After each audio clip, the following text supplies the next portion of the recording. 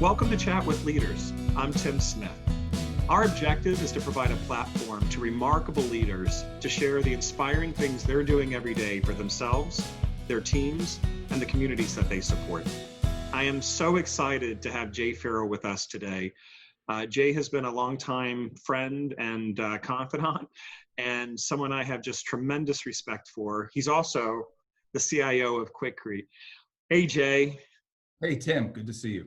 Oh my gosh, I'm so glad you are here. I didn't do your introduction anywhere near justice. If you could share a little bit about your current role and some of the other things you're doing, that would be great.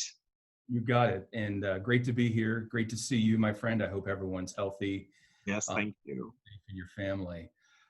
You nailed it. I am the CIO for the Quikrete companies. In prior lives, I was CIO for the American Cancer Society, at AIG, at Earthlink, and a number of other organizations.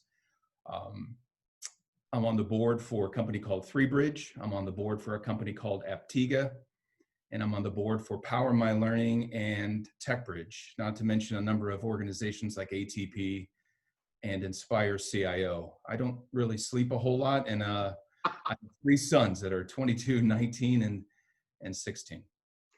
And you also make time for your friends and ad hoc mentorship. And I've been just a incredible recipient of that. You've had a profound impact even on me, Jay. And so I'm really grateful for everything that you've done in all of those capacities. Oh, you're far too kind, my friend. Thank you. So, there's a lot of people that know you. Mm-hmm. And my goal, if nothing else on this video conference, is for people to get to know 2 or 3 things, let's say 2, so I don't put you on the spot too much, of things that they may not know about you. And so I guess it is to put you on the spot, but could you share a couple of things that people may not know about you that they would enjoy learning? Oh gosh, yeah, because I'm such a closed book, and it's really tough to get to know me. I'll tell you what, here's one. First is I've played piano since I was 6, and I don't think a lot of people know that because I'm not very good and I don't play very often anymore, but, and I hated it. It was something my mom made me do at 6, and I absolutely despised practicing every day until probably middle school. And that is when I realized that you could learn pop songs and rock songs, and I started learning how to play Journey. I was very young. I mean, Journey was new. I mean, was, an old band at that time. And but when I realized that people liked hearing that, particularly it was an easier way to get a date by playing a Journey song, suddenly piano wasn't all that bad. Yeah, I bet. Yeah. And you would think that would have made me get better, but I plateaued pretty early in my music career. Oh, that is funny. Those are 2 really good ones. No, those are great. That one's great anyways. I'm sure the second one is going to be just as good. The other one is, I'm a lifelong IT guy, right? So Right. I've been in IT my entire career, but I didn't start off to be that. As a matter of fact, I was going to be a doctor when I first went to Georgia undergrad. So I was pre-med. And early on in pre-med, in biology, they would take you down to see medical cadavers. You would walk as a class over and kind of, I guess they would do that to weed out the people who might not have the stomach for it. And of course, I turned out to be one of those people where blood was leaking out or anything like that. But somehow being in the room with 2 medical cadavers did. And I promptly changed my major to political science and history with the intent of being an attorney. Huh, okay. Which was not a bad career path. And then I decided, after meeting my beautiful wife, it was my girlfriend at the time, I couldn't deal with 3 years of law school. So I got a job doing IT, being a lifelong hobbyist, doing tech support at the beginning of the .com era, and fell in love with technology, and then never really looked back. So I went back and got my MBA. And then I realized very quickly in my technology career that I was better at leading it than I was doing it. And, the rest is history. So I guess I'm a failed doctor, lawyer, and successful at some level, CIO. I don't hear any failure, my friend. That's all incredibly impressive. And what a great journey that's again, brought you into a role where you just have had an impact on so many. What we wanted to talk about today is that we're really living in a changing world, and many people and many companies are really working out of fear and doubt right now, and managing those things. And so with your experience, I think it would be helpful to know, what's the 1 to 2 biggest challenges you think leaders are having to prioritize right now, and needing to address right now? Well, in my role, I think the immediate challenge at the beginning of the COVID situation, and even with a lot of the unrest that's in the system today, is how do we shift work, right? How do we shift work to working from home? How do we work differently? How do we reach our customers differently? I talk to CIOs all the time. Companies are having to pivot and have pivoted, and some have failed to pivot very quickly to address this changing paradigm where people can't go into your store, they can't see your product, they can't come and eat at your restaurant anymore. So it's obviously a big shift. So adjusting to that has been a huge challenge, both with your customer and with your internal employee. But the more important challenge, I think, is also keeping your calm as a leader and making sure you're prioritizing your people. Now, when I say that, I don't just mean your employees and your colleagues. I mean your customers, and prioritizing their safety, prioritizing their experience, letting them know that their satisfaction, their safety is a top priority as we go through all of these things, that you're listening, that you're hearing them, that you have a commitment to listen, and that's not just a point in time, that after all of this ends, and it will, Yeah. that you're still focused on that. So, the challenge is for CIOs, CTOs, CEOs, is to get out in front and lead from the front and be your best authentic self and be the example that the organization needs. So that's a challenge that I see so many wonderful CXOs and leaders doing today. And it's a real opportunity, in particular for CIOs, who some are still buried in the back office, to come out, get out in front, and show that they're the leaders their organizations need. So I don't want to minimize it by putting it into 2 buckets, but it sounds like visibility and ongoing appropriate communication. Visibility and communication, is that right? Yeah, absolutely. Absolutely. And I think we as CIOs always talk about wanting to earn the respect. We still hear get a seat at the table and other things like that, which is amazing in 2020 that we really have to still have that conversation. And if you were ever looking for a chance as a C-level executive, No doubt. So don't miss the opportunity to get out in front and show what you, but more importantly, what your people are doing and all the good work that is happening in your organization. I couldn't be prouder of my team here. What I do is absolutely minimally important.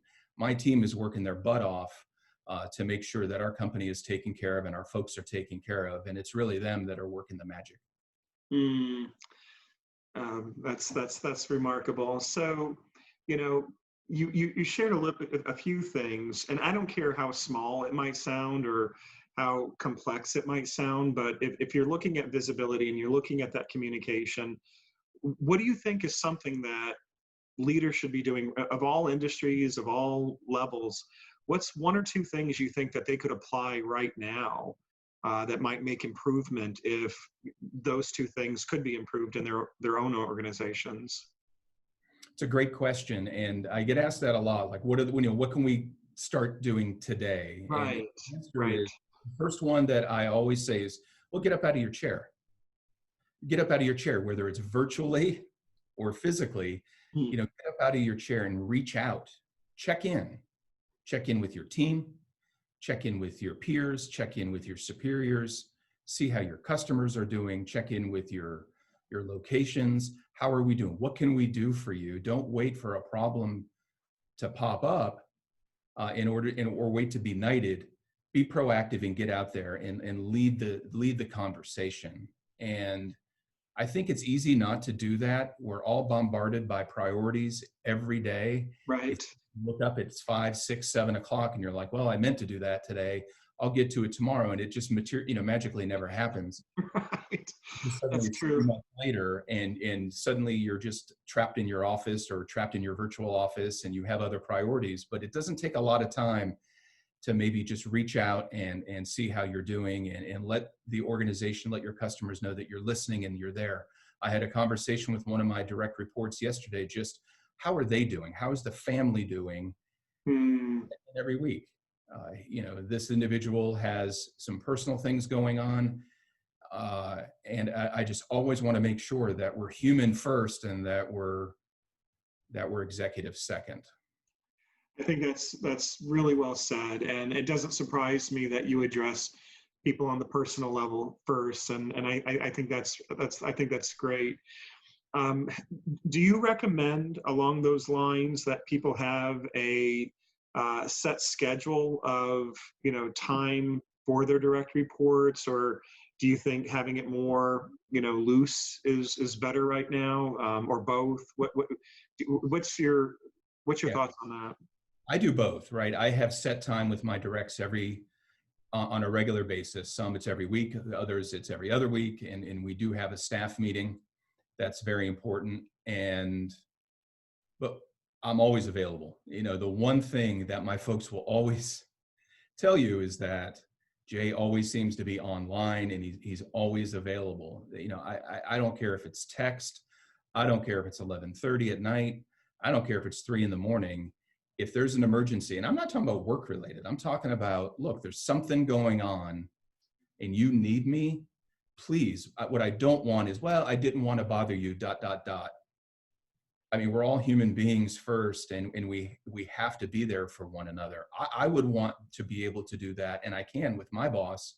I would want to be able to lean on my staff and say, look, I just wanted to run this by you. I'm really sorry to bother you. And I've had great mentors throughout the years that have always said, Jay, it's a 24-hour job. That doesn't mean every night we're on the clock and we're on the phone till Being midnight. available.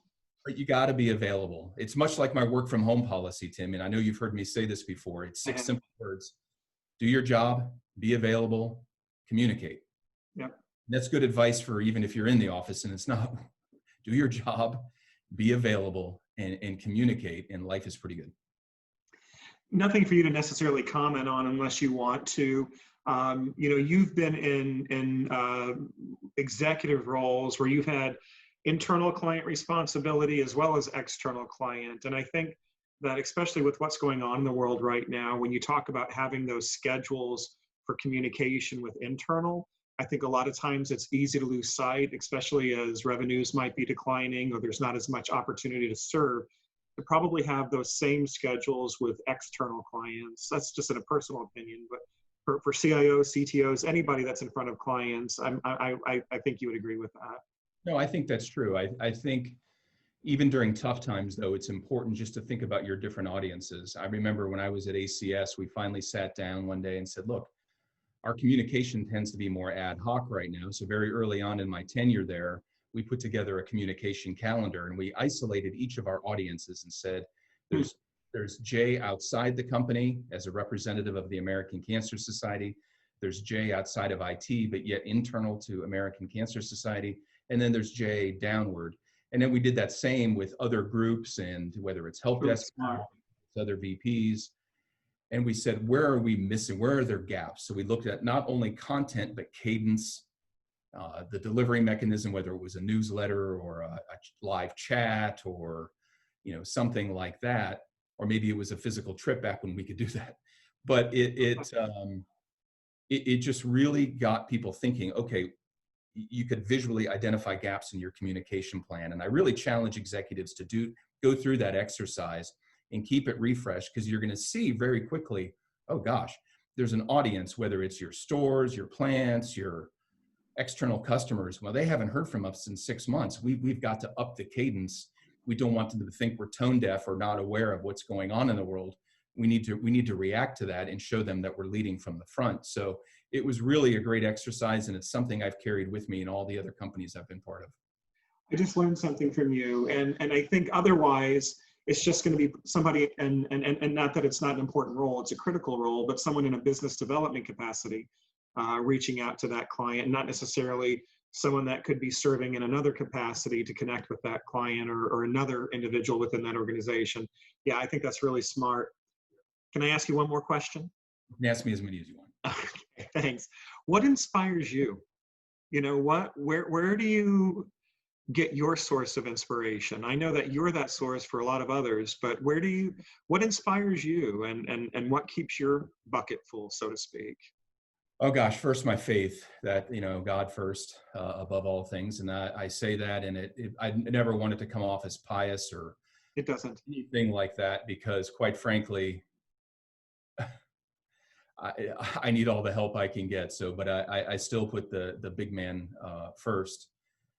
I'm inspired constantly by my sons. They're amazing. They lost their mom, 13 years ago, and I see know. the wonderful young men that they've become. So I couldn't be more proud of them. Trey, Connor, and Alex are my source of inspiration. Certainly my wife, Priscilla, in everything she had to go through, left us far too early, and in the way she dealt with her illness, continues to inspire me all these years later. So that's the fuel in there. More recently, of course, I look at all the things that are going on in this world, and I see the people that have been hurting but still resilient. I see our frontline healthcare workers. I see our caregivers. I see our first responders and everything putting themselves in harm's way. And that inspires me too. People who are selflessly getting out there, supporting their families, helping others with no expectation of anything in return. How do you not be inspired by that? That's wonderful, Jay. I'm so thankful for you. I'm so thankful for this quick chat, and I appreciate the time. Thank you so much for joining us. Oh, you're very kind. I'm very thankful for you and our friendship, and it's great to see you as always. Thank you, Jay. We'll talk to you soon. All right, take care.